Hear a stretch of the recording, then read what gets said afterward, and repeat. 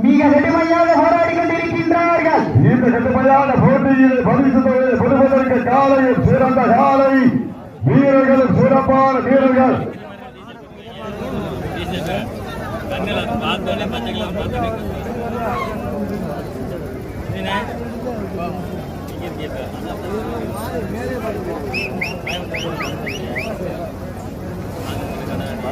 சமயத்திலே ஆடுகளத்தை அலங்கரித்துக் கொண்டிருக்கின்ற காலை அறிமுக காளையாக மேலூர்